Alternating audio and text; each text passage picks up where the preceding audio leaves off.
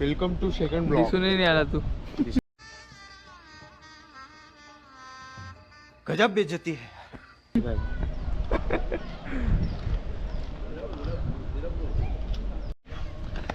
Hello guys, welcome to my new blog. Blog. आता आम्ही रत्नागिरीला आलो आहे आणि थिबा पॅलेसमध्ये आलो आहे. तुम्ही बघू शकता हे पॅलेस किती सुंदर आहे. कॅमेरामॅन तिकडे दाखवा. आणि कॅमेरामॅनला पण बघून घ्या गाईज. इकडं कॅमेरामॅन स्वतःच्या इकडे कॅमेरा पलटावे. अथर्व तिडके यांचं नाव आहे आणि खूप चांगले शूट करतात हे. इकडे बघू शकता तुम्ही लाईट शो असतो रात्री, पण आपल्या नशिबात काहीच नाही आहे. आणि आमचे जे अक्षय भाऊ आहे गाडीवाले ते त्यांना त्यांच्या वाईफचा व्हिडिओ कॉल आलेला आहे, त्यामुळे ते बिझी आहे. आणि इकडे थिबा पॅलेस आहे. थिबा पॅलेसमध्ये कोण राहतो तो कोण नाही आम्हाला माहीत नाही आहे काही. आम्ही जस्ट चेक करायसाठी आलेलो आहे काय होणार आहे काही नाही. इथं म्हटलं आहे स्वच्छतागृह आणि इकडे खूप चांगले चांगले लोक आलेले आहेत गाईस. बघू शकता तुम्ही. समझ रहे हो ना. खूप आनंद होत आहे आम्हाला थिबा पॅलेसमध्ये आल्यामुळे. यहाँ पे देख, ये देखो फोटो सेशन चल रहा है यहाँ पे गाइस. वो वहाँ पे फोटो निकाल रहा है. यहाँ पे ये रहा हमारा कैमरामैन खड़ा है, ये देख सकते हैं आप इसको. आप कैसा लगा आपको ये? बहुत अच्छा लगा पॅलेस. थोड्या वेळाने इन्फॉर्मेशन सांगतो. अभी फोटो तो काढ दी. चश्मा लाऊन काढ. थोड़ी देर के बाद में वो आपको बताएगा कि ये कैसा है, उसको लगा कैसा. तो यहाँ पे देख सकते हो खूबसूरत सा एकदम ब्यूटीफुल सा पैलेस है यहाँ पे. और इतना कुछ इसमें दिया है कि बस सी. और पूरी धूप है देख सकते हो आप. यहाँ पे रात के समय पे नाइट शो होता है, इसलिए यहाँ पे इतना बेंचेस लगा के रखा हूँ. एकदम सही जगह. ये देख सो अभी कैमरामैन फोटो खींच. अब कैमरामैन फोटो खिंचा रहा है. और यहाँ पे थोड़ा सा नीचे देखिए भैया. भैया थोड़ा सा नीचे, थोड़ा सा कैमरा में देखिए भैया. थोड़ा सा नीचे नीचे कैमरे में देख के थोड़ा नीचे देखिए, बराबर आएगा. अभी लोग पगला रहे हैं. खूबसूरत सा पॅलेस आहे गाइस. एकदम सुंदर सा. आणि हे आरू आहे. आतमध्ये गेल्यावर खूप काही स्कल्पचर आहे आणि सगळ्या देवांचे आहे म्हटलं. आतमध्ये काय म्हणतात त्याला, मूर्ती वगैरे मस्त छान छान. आणि तिथे इतिहास लिहिलेला आहे. हा इतिहास ब्रिटिश काळापासून आहे. एक थिबा पॅलेस म्हणजे कोणतं ब्रिटिशचं नाही.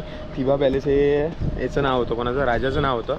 आणि त्यांनी रत्नागिरीमध्ये खूप काही कामगिरी केली आहे. म्हणजे जे डेव्हलपमेंट वगैरे तो खूप मानत होता डेव्हलपमेंटला. आणि त्याचबरोबर धर्माला पण मानत होता. सगळ्यात जास्त बौद्ध आणि भिक्षू धर्माला मानत होता. तर त्यांनी जे आहे त्यांनी इथली डेव्हलपमेंट केलेली आहे. आणि त्यांनी म्हणजे तो असा जाती धर्म म्हणजे जातीभेद नव्हता करत. तो डेव्हलपमेंटकडे लक्ष देत होता आणि त्यांनी खूप छान छान डेव्हलपमेंट केलेली आहे इथं. बढिया.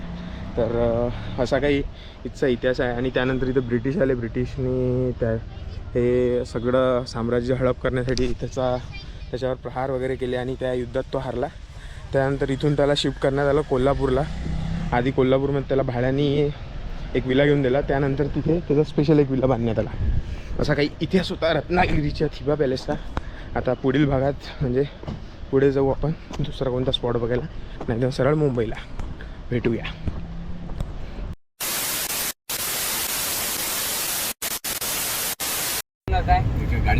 माणगाव. मानगाव मानगाव हालत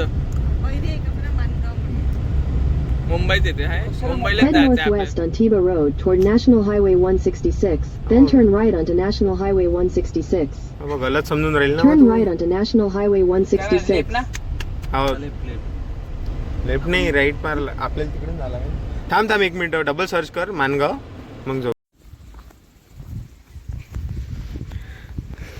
हे हापूस आंब्याचं झाड आहे पण हापूसच नाही आहे. तिकडे गाडी पार्क केली आम्ही मस्त वेळा. आणि हापूस आंब्याचं झाड पाहायला आलो पण हापूस आंबे नाही आहे. झाड आहे पण हापूस आंबे नाही आहे. आणि हापूस आंबे विचार होता की तोडावे पण आहेच नाही. चला नाही आहे, फक्त झाड आहे. झाड हापूस नाही आहे. काय करतं त्या झाडाचं, काय करतं काय तुझं झाडाचं.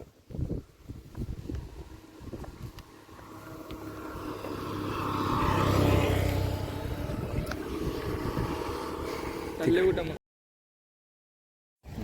त्याच रेटमध्ये ही पेटी 30 आंबे आहेत. त्यात मोठे असल्यामुळं 24 टाकली ती, लहान असल्यामुळे 30 टाकली. ऑर्गॅनिक आहे एकदम नॅचरल. काय केमिकल नाही. टेस्ट करायला नाही भेटेल का? पेटी घेतली. बाग जर आमची जवळ असती ना तर तुम्हाला एक काय दोन चार ते आपलं ओनली ऑन रिस्कवर काम आहे मग. रिस्कवर काम आहे आणि 30ची त्याला रिस्क नाही पण आवडत. त्याच रेटमध्ये 1200. ची 1200 मध्ये हो काय लहान आहे ना थोडा. घेऊन दाखव. साईज जरा कमी. कुठला शिकवलं? आरू चारू आरू चलतं का? नदी आहे इथं खाली. 3 7 चल आपण पोकळ.